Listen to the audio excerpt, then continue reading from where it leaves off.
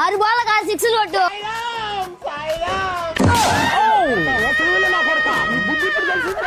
Sorry మామ, చేయి జారిపోయిందా.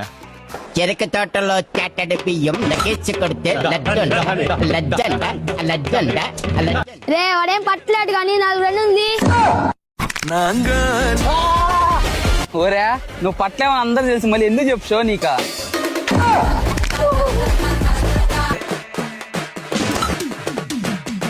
అబ్బా